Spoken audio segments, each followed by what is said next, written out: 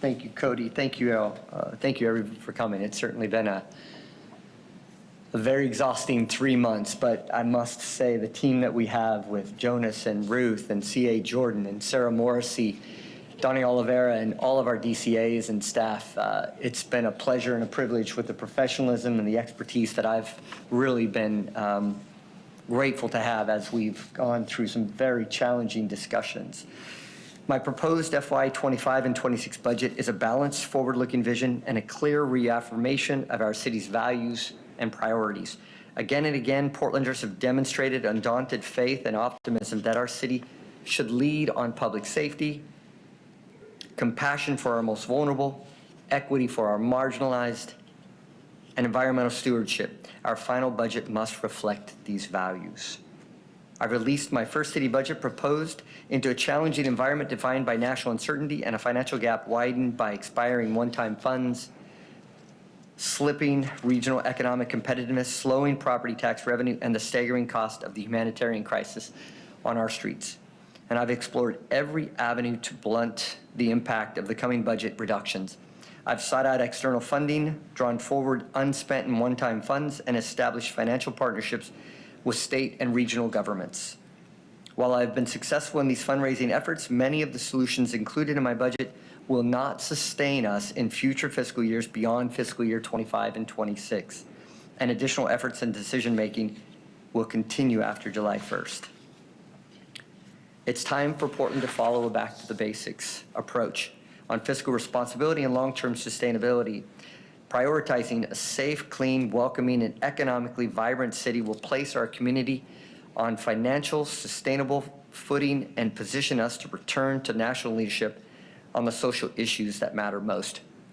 Over this last 3 months, when we would enter into my office or whatever conference room we were looking at, I would often frame at the very beginning, our mission for this project is community health and safety.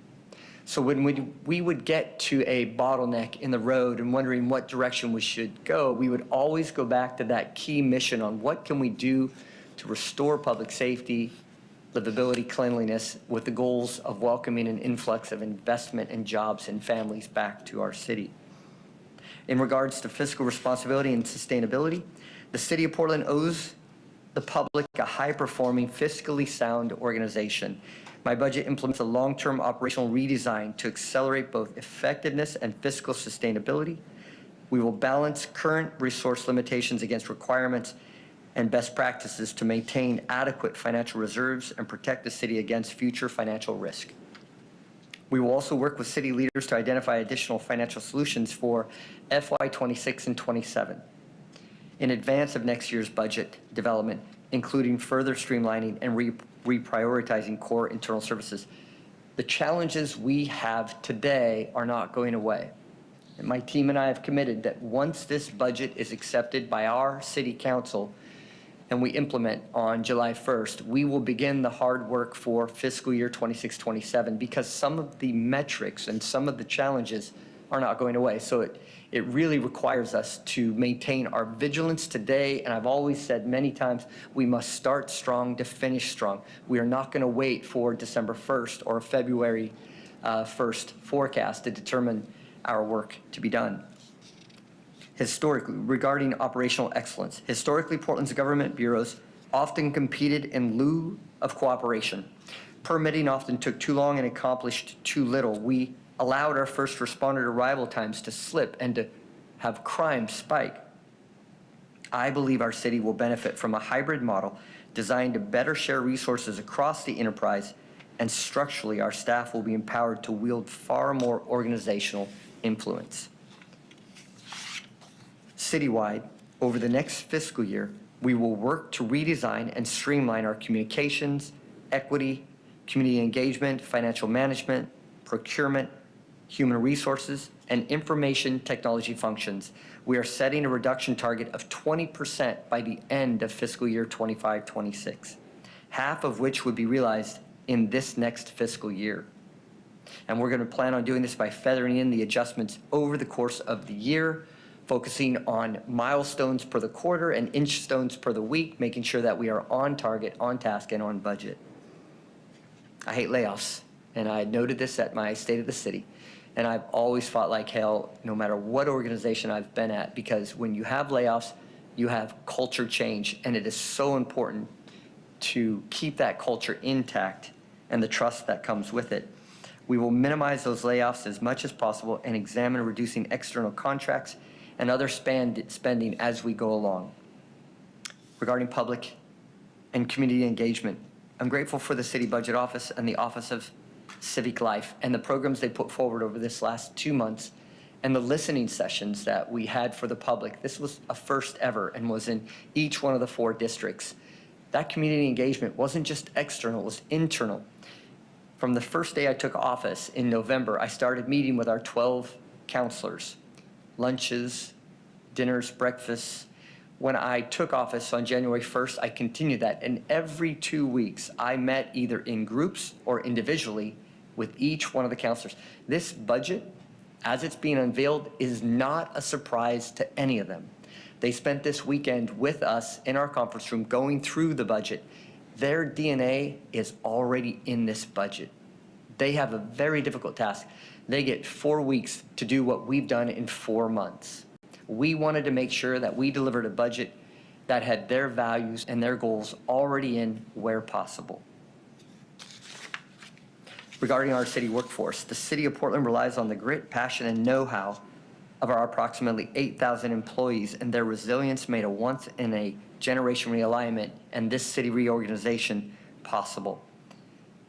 It's been impressive for me to come in from what I felt was a high-performing organization to see what I was going to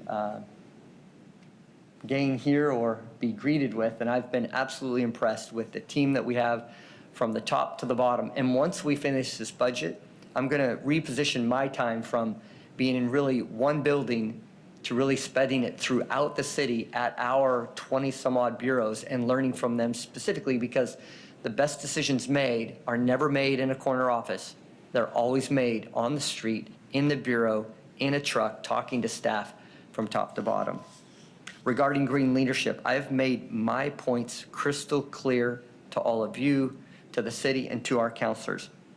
It is time for us to restore the original promise of the Portland Clean Energy Fund and not tap it for unrelated crisis or using it as a short-term option and opportunity to hike taxes.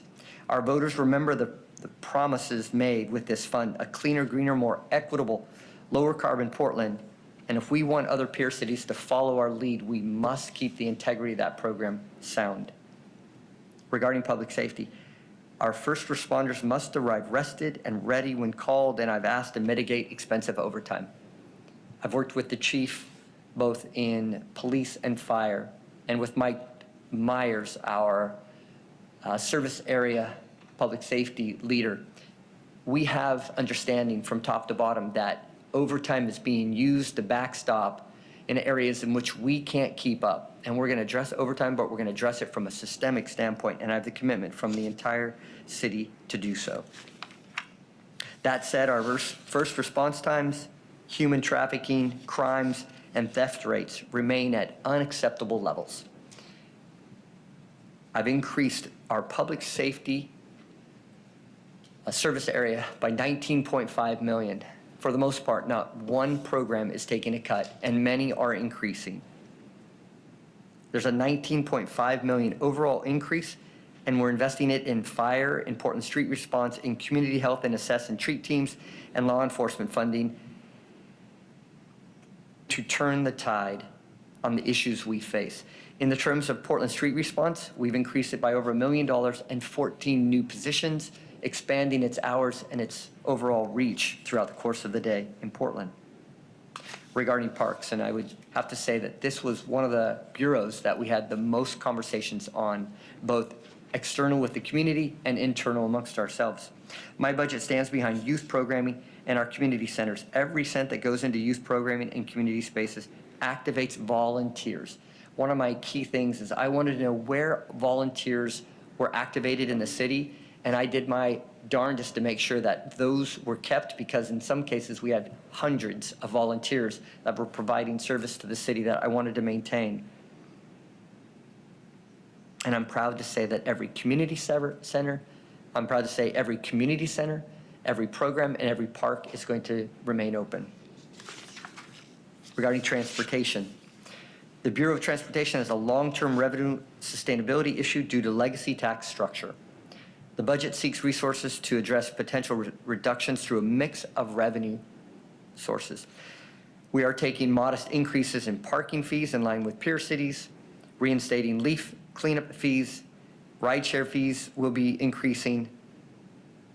This will allow us to double our investment in pothole repairs, and we're increasing street cleaning. We're increasing graffiti removal, and we're going to tow more derelict RVs and abandoned cars. The benefits in transportation and the additional funding we were able to find had a twin benefit of not only maintaining our roads, but improving community livability in regards to homelessness and housing. As far as homelessness, every dollar we spend on unsheltered homelessness must restore the quality of life, reduce the burden on our public safety system, and unlock Portland's true economic potential. Given our current fiscal situation, I set forth to relentlessly raise funds from outside sources for my plan to end unsheltered homelessness. In this effort, I was successful in securing critical commitments from county, metro, and state levels. In terms of housing, the fastest method to build housing for every income level is to unleash the pent-up capability of our private sector. Without this comprehensive strategy, pressure will continue to mount on our limited affordable homes, putting them out of reach of those who need them most. The goal is really to increase vacancy to bring down the cost of housing. In so doing, I've partnered with Governor Kotek, and we asked our city council to waive system development charges for the next 5,000 housing permits for housing of every income level. I will work with our city council to identify long-term cost-benefit trade-offs and incorporate them into future budget actions if needed. And so we have a expense side ledger issue at the city of Portland. And I think we've seen article after article and discussions in our back office regarding that. We've been in successive cut cycles. On the other side has to be, what are we going to do on the revenue side of that ledger? For 40 years, we grew in Portland. It's something we became reliant on, and we actually started saying no as a city to certain codes and permits and growth because we always knew the investments that somebody would make would always yield $1.05 the next year. Now, an investment made in Portland oftentimes is going to be marginal or perhaps at a loss. We must make Portland the city that we once were, where people sought us out and we had population growth and job growth, of which both are anemic today. I'm proud to work with the governor on the SDC waiver because that's the way we're going to start working on job creation and housing affordability, two critical components to increase jobs and increase livability and affordability for everybody. And again, it's back to that mission. The goal that we set out was community health and safety, and we feel very confident that we achieved that. There are shortcomings in this budget, as would be expected with such a significant funding gap that we had to address, and I'm proud that we did it. As my first annual budget as mayor of Portland, I believe we have an opportunity to solidify and expand our gains in public safety, our equity goals, and green leadership, as well as return to proven strategies on unsheltered homelessness. And I'm grateful for the role and responsibility of City Council as they discuss, debate, and ultimately pass our next budget. Together, we will leave a profound impact on the future of our city. And I'm grateful for this opportunity to serve in this crucial and critical democratic process on behalf of Portland. And thank you for being here as well. All right, do we have any follow-up questions for the mayor? Mayor, we'll have you insert here, sorry, so that they can still hear you. Sorry, I can give you a stool if you need to. Hi there, Debbie Lawrence, Portland Business Journal. So in just noting the cuts not only to FTE and permitting, but also increasing fees for permitting as well, that's obviously something that's really important for our readership. Permitting has been a huge issue for the business community. Just talk about the decision to bring cuts to there, especially on the tails of establishing this new permitting office as well. Yeah, so we are going to maintain our permit improvement team because efficiencies and making sure that we're streamlining that process is something we've heard from the city, not only in the 4 months I've been here, but really in those last 20 years that I've been following this. So that's one of the things in the investments we are keeping. But we also have to recognize the reality of what's going on in Portland. Over this last successive years, we've had 5,000 homes we've been building and the permitting team that we've needed. Last year, it was 800 permits. This year, we had estimated between 500 and 800 if we do nothing. We have a permitting department that isn't sweating. We have too much staff for the level of business that we had. In this cycle, with the tens of millions of dollars of cuts, we looked at that hard, and it's frustrating, but we had to make hard and systemic cuts to it. There's no easy way to say it. Yeah. Alex? Yeah, I have a question about PSEP and your thoughts on what to do with that tax, mostly because Councilmember Screen delivered another proposal today and is going to committee meeting on Wednesday, I think, using PSEP as a kind of a loan with a promise of paying back any money borrowed from PSEP, city funding that'll magically appear in the future. I'm curious kind of your thoughts on that. It's in line with what you You said bet. before.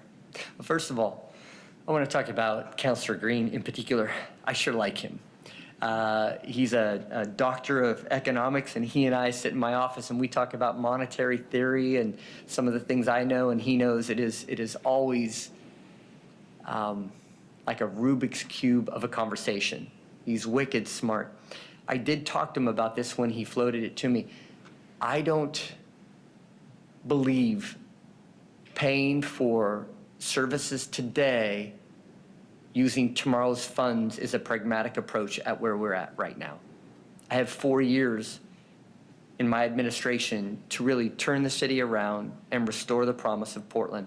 I don't want to do any sort of debt financing on future expectations. I want us to use the funds, the revenue we have right now to meet the expenses we have, making sure that when we turn the corner, we have those other funds to really accelerate the growth and the needs of the community. Right. In your statements, it says that many of the solutions included in your budget will not sustain the city in future years. To the layperson, that might seem like the city's kicking the can a bit with some of these budget issues. Why were there not some more long-term solutions, I guess, from the revenue perspective? Right, I agree with you. And that's why when I had noted the 20% reduction in our enterprise services, it's 10% this year. But we're already setting up for fiscal year 26-27 because we'll fully realize that 20% in the next fiscal year. So you see, we set ourselves on a glide path to already blunt that gap that we're experiencing at the turn of the year. Now that gap we hope doesn't come back. We hope that the governor's plan and our focus to reduce SDCs can really supercharge growth and housing construction and jobs to come back and get cranes in the air. But if not, we want to make sure we're getting prepared for the out years. And so we're already on that path. But do we have follow-up through that one-time replacement that we found right now? Not yet. But again, we start the new fundraising, the focus on that next fiscal year on July 1st. We're not going to wait. There. Can you speak, we touched on it a little bit more about the decision to increase the utility fees for water, sewer, water, 'cause I know a lot of people are going to hear that. Yeah. Not going to be happy. Blair, my wife is not happy. I'll tell you that right now. You know, I'm really proud of the safety system that we have with our water and we're going to have with our filtration and certainly with our sewer system, you know, but those big expenses took really large capital items, the big pipe and now the water filtration plant. That's 100-year projects that we're putting in place right now. It's certainly something I agree with the public. It's expensive. I did and looked at a comparison with our fees versus peer cities, and we're right in the middle. That surprised me. I was happy to see that, but that's not any solace for somebody who has to pay that bill. You know, we want it to be lower cost. We want better water delivered faster, cleaner. We are delivering great water that's safe, and that's our goal, but it is frustrating. I've seen those increases personally as well as I've heard from our citizens as well. Mayor, it's the city council that's going to decision as to where the cuts, where the money's gonna go. Is there one thing in particular that you have told them, this is not negotiable? Well, unfortunately, I don't get that luxury, Lisa. I can make a suggestion, which is what I did. I can tell you one area in which they wanted to continue to fund, and I explained to them clearly that it was against my North Star, and that was the Sunderland RV site. So we have an RV site that's a SRV, a Safe Rest Village, and anytime you have somebody living in an RV that's covered in mold, or there are certain illnesses that come from it, that's unsheltered homelessness. And I was very clear, I will not support anything that deals with unsanctioned camping, grabbing 100 people and putting them inside of a fence and having them live in tents, and you're aggregating misery. The same thing goes for RVs. That is unsheltered homelessness. And to sustain that is something I'm not for. And so I explained to them I did not fund the 2.5 million to carry it beyond the September 1st deadline. That if they chose to do it, that was something that they wanted to do amongst themselves, but it wasn't something I was supporting. But that was the one item that I saw many of them were supportive of, or perhaps ambivalent, but I wanted to make them understand that my goals as your mayor is we will not foster unsheltered homelessness in any way, shape, or form. With the fees as well, we've done multiple stories about trying to revitalize downtown, encourage folks to come to this area. Isn't increasing parking fees by 25% going against that encouragement to come down here, but also pay more to Yeah. shop by? I looked at that as well, and our team was able to give us some comps on other cities. In Seattle, they're at $5 per hour. And in Portland, we were at, and forgive me, you'll have to check this, don't hold me to this, it was like $2.40. I asked for a $1 increase, and the council agreed 60 cents. So that would just let you know my intention on that. But the good news is that for the first quarter of this year, we've seen downtown traffic increase 7.5%. In March alone, it was 9%. We're seeing that turning of the tide, but we have to find revenue somewhere.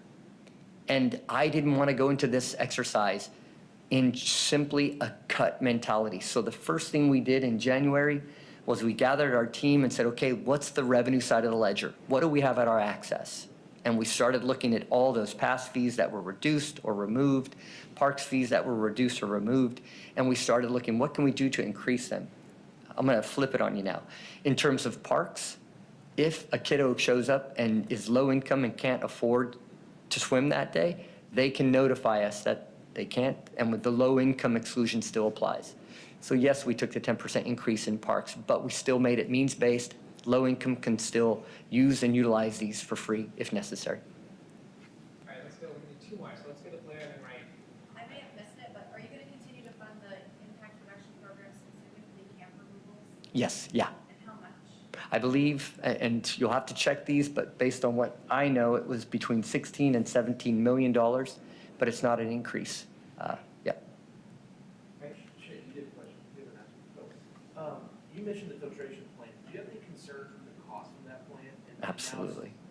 Construction's paused. Absolutely, yeah. Yeah, one of the first things I did was did a DMAIC on that, define, measure, analyze, improve, and control. I wanted to know what the arc of the history was. So I brought in Amanda Fritz, some of our previous commissioners, and I really wanted to understand the 20-year arc of that whole decision. Decided what was going on, decided what the best course of action was based on the cost of a filtration or a UV. The filtration plant is still the best solution for us. However, it's unpermitted. It's a safety issue that controls the entire 1 million people in this area. So we put a pause on it because we need to get that permitted now. And so we're going to do it right now. And then once that permit, which hopefully we receive in the next 60 days, we gain it, then it's all stops are off. We're going hard. We're going to try and hit that EPA 2027 requirement. All right, thank you, Mayor. Really appreciate it.